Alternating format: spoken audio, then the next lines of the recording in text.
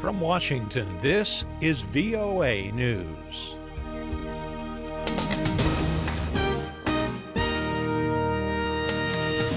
I'm David Byrd reporting that Taliban has formally confirmed the death of the group's founder, Mullah Omar.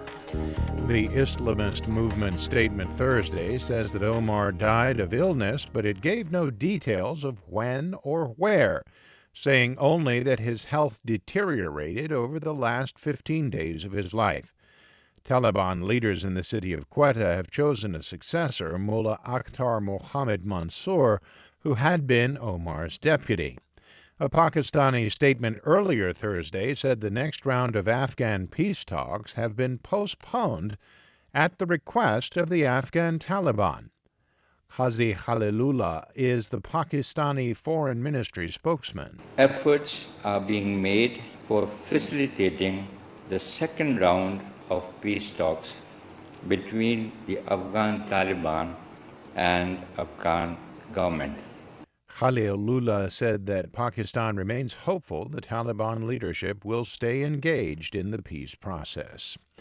Investigators in Toulouse, France, will start examining a piece of aircraft debris to determine if it is part of a Malaysian Airlines jet that mysteriously vanished in March of 2014. The 2-meter-long fragment was found Wednesday on a beach in Reunion Island. Assaruddin Abdul Rahman is Malaysia's Director of Civil Aviation. This is the most credible lead that we have to date of any part of the aircraft that we can locate or we can identify. So pray that our visit to our investigation will come to a fruitful outcome. Experts say they believe the results will be positive based on the shape and the holes that connect the piece to other parts of the plane.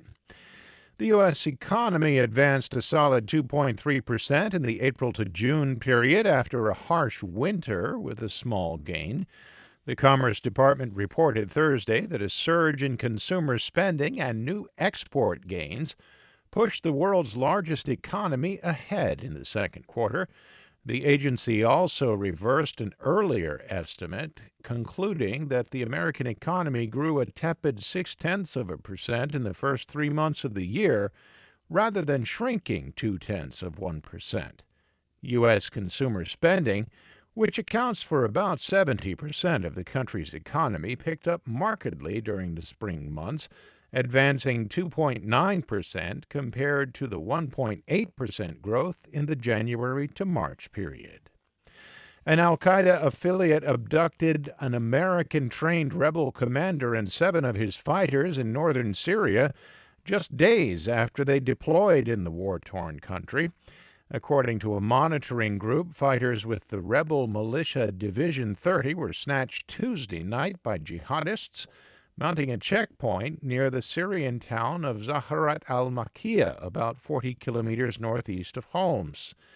The Britain-based Syrian Observatory for Human Rights said the incident happened as the fighters were returning from a meeting in the city of Azaz in northern Aleppo province to their headquarters. The observatory said the fighters had met with other rebel factions about a coordinated assault on the Islamic State.